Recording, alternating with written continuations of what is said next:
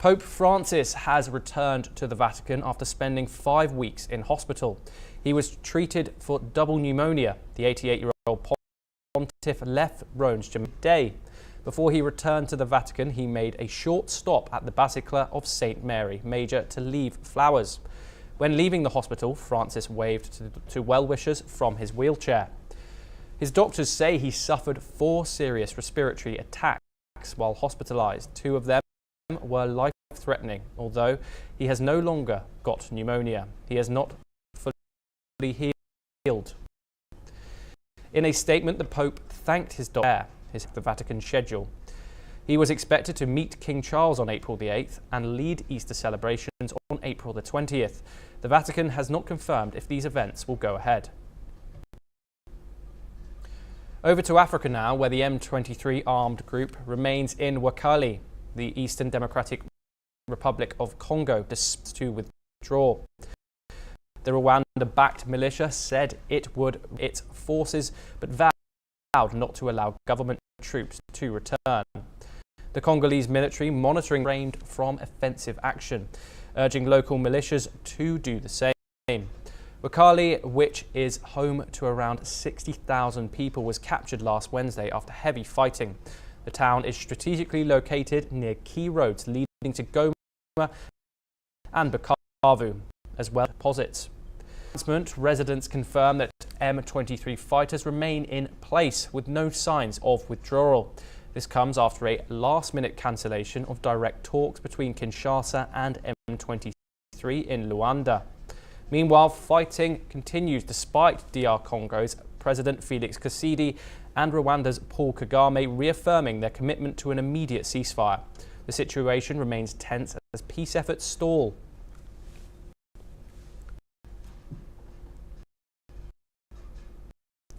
Back to Turkey now, where authorities have more than 700 accounts on X.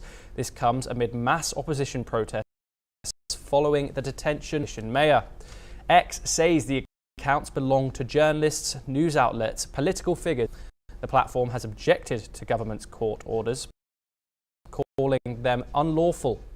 In a statement, X said that it's free speech and restricts millions of Turkish users from accessing news and political discussions. The company has vowed to defend freedom of expression and will challenge the orders in court. Turkish officials have not. The developments come from tensions in the country. 6 police officers have been killed in northeast Kenya after an attack on their Somalia border. Garissa County officials say the attack happened while the officers were preparing for prayers. 4 others were injured and taken to hospital. Responsibility yet. The attack matches Al-Shabaab's pattern strikes. The terror group links repeatedly targeted Kenyan security forces and civilians. Officials say the attackers used a variety of weapons to overrun the camp, which housed police reservists who helped. Some terrorists killed in fighting. Kenya's border with Somalia remains a high-risk area. Novak Djokovic has set another record, surpassing Rafael Nadal for the most Masters 1000 tennis history.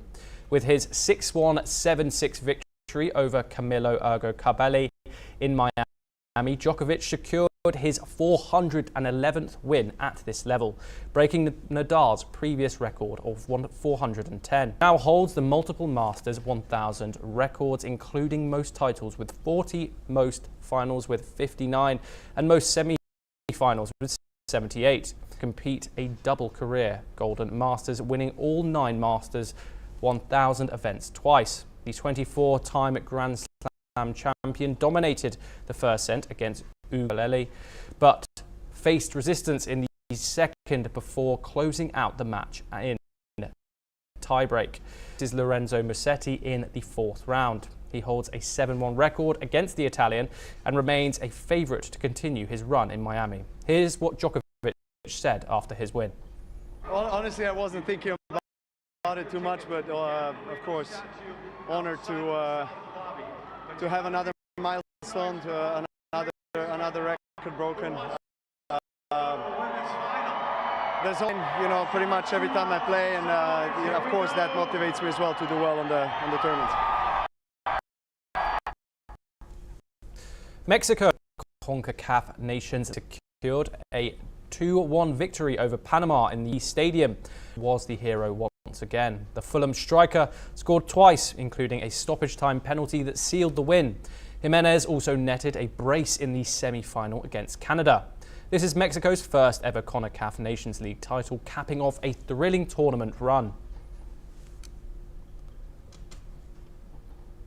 French police have arrested a young man suspected of attacking a rabbi in broad daylight. This happened after an incident that shocked the Jewish community and drew widespread condemnation. The attack occurred on Saturday afternoon in Orleans, which is about 110 kilometers south of Paris, as Engelberg walked with his 9-year-old son. According to the rabbi, the suspect approached him, asked if he was Jewish, and then began hurling insults. Engelberg said he pushed the attacker's phone away when he tried to film him, prompting the suspect to start punching and biting him. Bystanders intervened and authorities later detained the suspect, who was found without identification. Prosecutors are verifying his identity, with sources indicating he is known under 3 different names, out of which one is Moroccan and the other 2 are Palestinian. After receiving overwhelming support, Engelberg has now assured that he and his son are recovering. Voilà, et donc là on est passé du simple graffiti à l'action très violente, l'agression très violente de notre rabbin hier, qui était au demeurant à pied avec son fils de 9 ans. Voilà, donc le sentiment, c'est vraiment la colère, le ras-le-bol de cette violence gratuite vis-à-vis de notre communauté, alors que nous, on ne présente qu'un visage toujours bienveillant par rapport à tout le monde et qu'on souhaite que la paix avec tout le monde. Donc j'en comprends pas. Brazil's President Lula da Silva has arrived in Japan for a 4-day state visit. He is joined by a large business delegation as Brazil looks to strengthen trade ties amid US tariffs. Lula will meet Japanese Prime Minister Shigeru Ishiba to discuss trade, security and the development of biofuels ahead of the COP30 climate summit in Brazil. They are also expected to reaffirm their support for free trade following US President Donald Trump's new tariffs on steel and other imports. Japan and Brazil are looking to expand economic cooperation with each other.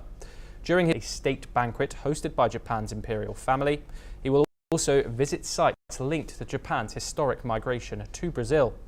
With trade and diplomacy high on the agenda, this visit marks an important step in strengthening relations between Brazil and Japan. Well, that's all we have time for. We will continue to bring